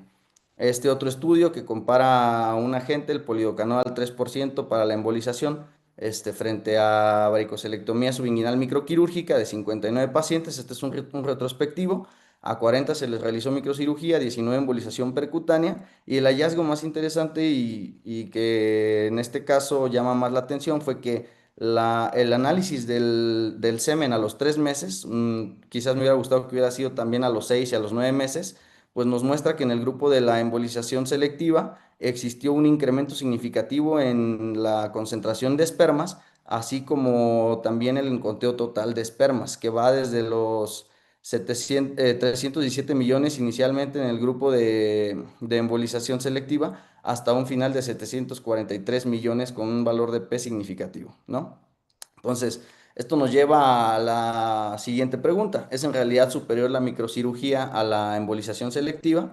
Y bueno, en la última revisión Cochrane de 2021, que evalúa las técnicas quirúrgicas frente a los tratamientos radiológicos, para el outcome de embarazo, específicamente ya podemos ver de entrada en la gráfica que no existió ninguna diferencia entre ninguna de las dos técnicas, con un RR de 1.13 y un índice de, perdón, el intervalo de confianza de 0.75 a 1.7, que rebasa la unidad. Nos podría a nosotros traducir, si lo queremos ver de esa manera, que no es superior la microcirugía a las técnicas radiográficas para este tipo de outcome. Y en el caso de la recurrencia, vemos abajo igual también un 1.3 de RR con un intervalo de confianza del 0.82 a 2.08 que rebasa la unidad, y que para estos efectos no presentó ninguna mejoría, no hubo ninguna diferencia, perdón. En este otro metaanálisis que analiza si existen en realidad ventajas o si los procedimientos de escleroembolización tienen ventajas sobre los procedimientos de ligadura quirúrgica, pues vemos que para efectos de complicaciones generales tenemos un OR de 1.48 con intervalo de confianza igual de 0.86 a 2.57, que traduce que no existe superioridad de las técnicas microquirúrgicas, o en este caso las técnicas quirúrgicas, comparado con las técnicas de embolización. Existe aquí una diferencia en cuanto a la incidencia del hidrocele, favoreciendo las técnicas de escleroembolización, obviamente, porque pues, es un procedimiento mínimamente invasivo y donde no hay prácticamente manipulación de las estructuras anatómicas. En el caso de la tasa de embarazos, no existió tampoco ninguna diferencia entre ambas técnicas. Vemos aquí el OR de 1.3, perdón, el OR de 1.3 con un intervalo de confianza de 0.19 hasta 5.46 que rebasa la unidad. Y en materia de la recurrencia, prácticamente no existe tampoco ninguna diferencia por lo que vemos en las gráficas si es que optamos nosotros por realizar uno u otro manejo, ¿no?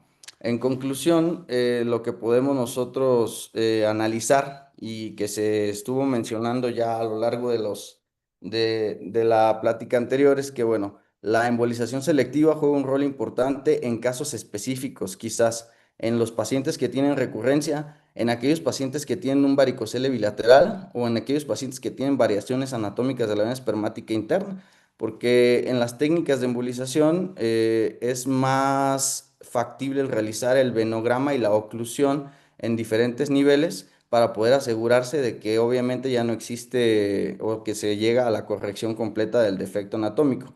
Y bueno, la evidencia que existe actualmente para comparar estas dos técnicas es de poca calidad, la evidencia es heterogénea y esto sugiere que la varicocelectomía microquirúrgica, en teoría podríamos preguntarnos si en realidad es superior o no es superior a la embolización selectiva para el tratamiento del varicocele en términos de recurrencia, complicaciones y tasa de embarazos.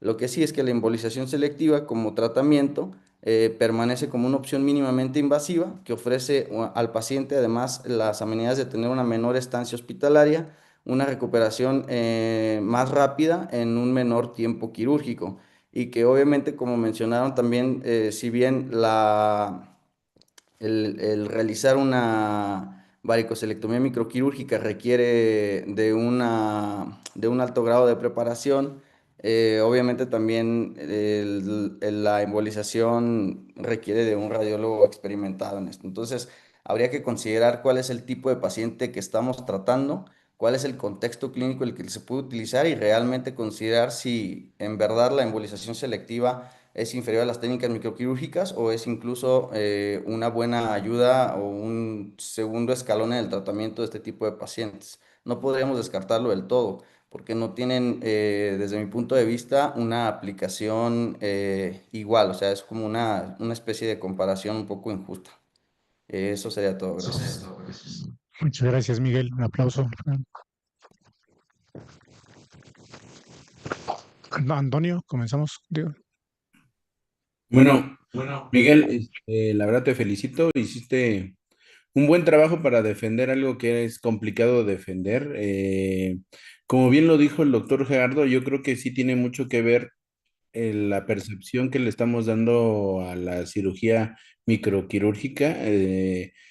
Para hacerla de manera adecuada y que tenga el éxito que marcan los estudios, pues debe de ser alguien que esté adiestrado, que sepa el uso del microscopio, de las técnicas microquirúrgicas, si no, pues no se va a hacer de la manera que se requiere la cirugía y obviamente no va a tener los resultados adecuados. Y la conclusión a la que llegas yo creo que es la adecuada, ¿no? O sea, hay pacientes en los que tú les comentas que la opción para que él mejore su espermatobioscopía para que él pueda llegar a un embarazo de manera espontánea, es con una cirugía y pues ahí ellos lo primero que dicen, ¿y qué opciones tengo, no? O sea, en estos pacientes yo creo que es en los que entra alguna opción terapéutica como este caso, ¿no? Los pacientes en los que sabemos que en manos de un experto, de un radiólogo intervencionista, que tenga experiencia en eso, pues va a tener buenos resultados y es aplicable para estos pacientes. Yo creo que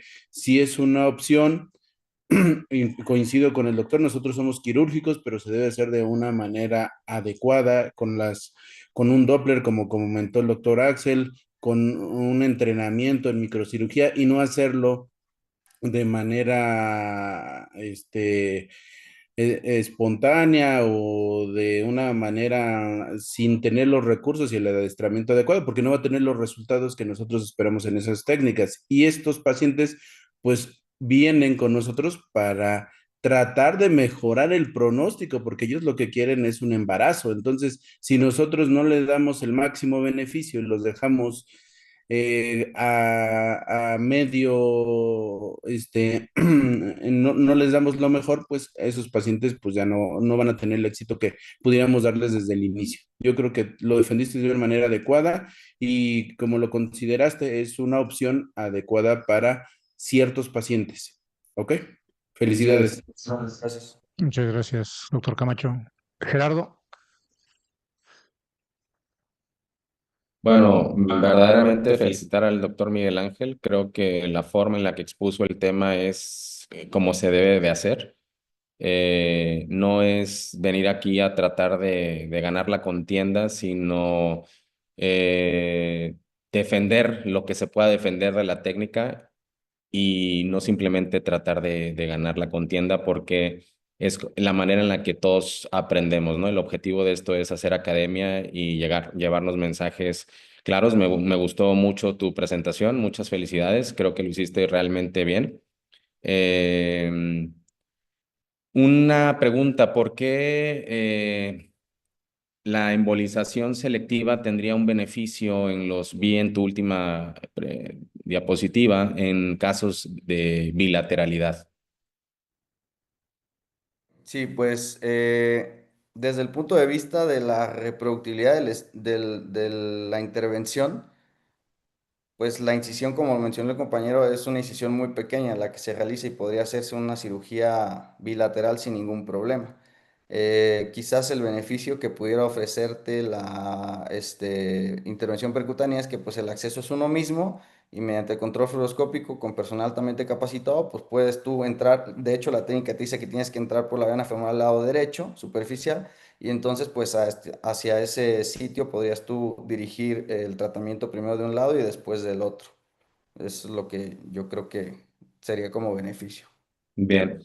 En cuanto a menos dolor, recuperación, menor estancia hospitalaria, bueno, sí, obviamente la cirugía probablemente va a ser más tardada, pero con una buena técnica microquirúrgica, la verdad es que la evolución es excelente. Son cirugías ambulatorias, el paciente no tiene prácticamente dolor. Entonces, bueno, yo creo que la principal ventaja, no ventaja, sino la principal área de oportunidad donde cabría más la embolización quizás serían pacientes con recurrencia, quizá pacientes que han sido operados más de una vez, donde va a estar todo muy fibroso. Se me ocurre, por ejemplo, pacientes con antecedentes de orquidopexia que van a tener cordones espermáticos muy tensos, donde va a ser muy difícil poder incluso exteriorizar el cordón espermático, porque me ha pasado. Debido a la tensión que tiene el cordón es más difícil poder identificar la arteria, es más difícil poder identificar el latido, salvo que utilices un Doppler, pero disecar también es más difícil. Entonces creo que en esos casos es donde podríamos plantearnos más seriamente el tema de la embolización. Y de nuevo, felicidades, me pareció una excelente presentación. Muchas gracias, doctor. Muchas gracias, Gerardo. Axel. Bien, de acuerdo, Miguel, pues también, o sea, fue una buena revisión. Solo me quedó la duda del metaanálisis que usaste. ¿Estamos hablando de una comparación directa entre microcirugía y la embolización o era más generalizado en cuanto a técnicas quirúrgicas para varicocele?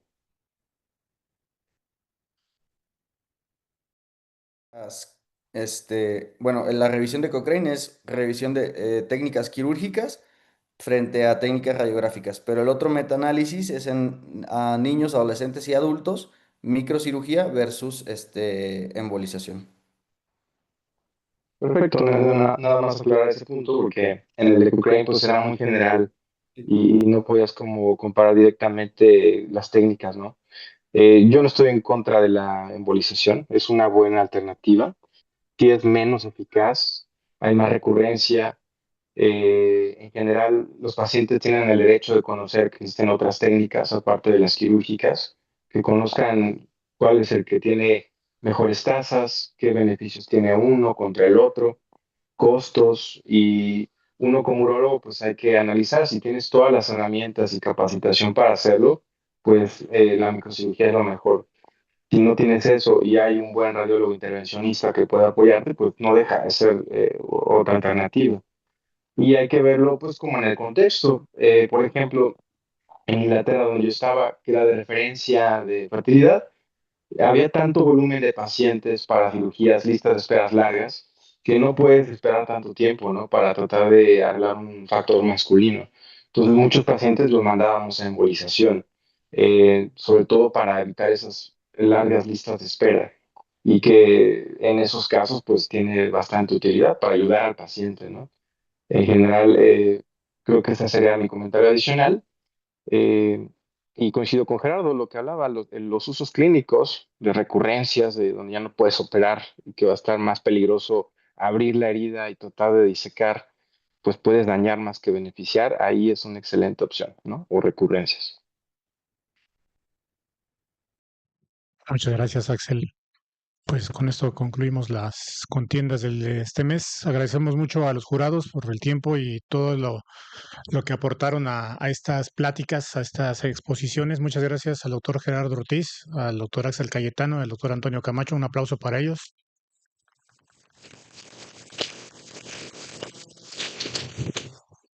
Y bueno, vamos a ver cómo quedaron los puntajes de la primera contienda.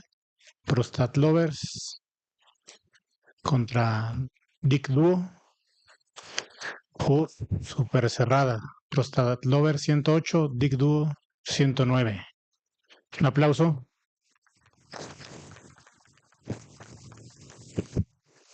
Vamos a la segunda contienda con los catedráticos del espermático contra Uropriapos, también bien cerrada, 105 para catedráticos, 108 para Uropriapos. Un aplauso.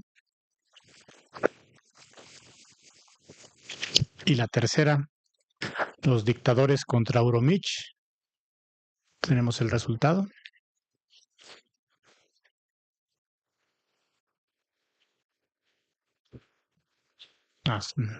Están haciendo con el ABA con la sumatoria. Los frijolitos.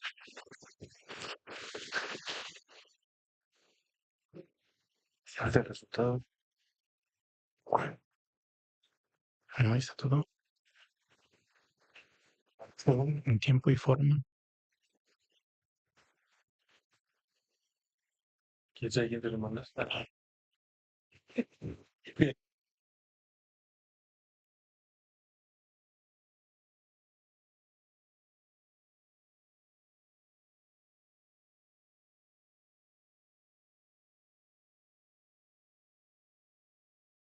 Se mandó, bueno, a muchos ya les llegó de la lista de los jefes, ya se mandó el listado de los residentes que se inscribieron antes de marzo para lo del Urolessons.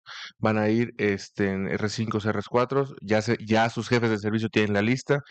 Díganles para que contesten sobre el mismo correo la lista donde dicen quién va. Es nada más que digan que sí, que no. Y sobre todo para la gente que no vive en Ciudad de México, porque tienen que ver lo de los vuelos y todo. El curso va a ser en Royal Pedregal, 25 y 26 de septiembre. Va a haber un examen al final, entonces por eso es muy importante que digan que sí o quién va a ir, porque ya todos los exámenes vienen foliados y con el nombre del residente. ¿Y qué más? Y pues bueno, No más. pues ahí vamos. Ya tenemos el tercer resultado. Dictadores 107, Uromich 110, ¿no? Estuvo muy competido hoy, muy buenas presentaciones de todos, felicidades. Y bueno, pues nos vemos el próximo mes. Hasta la próxima. Gracias. Gracias. Por favor, los concursantes que no se vayan a ir, bueno, los que están presentes, obviamente, que no se vayan a ir. Y ya vimos lo de la cartera perdida, ya. Eso lo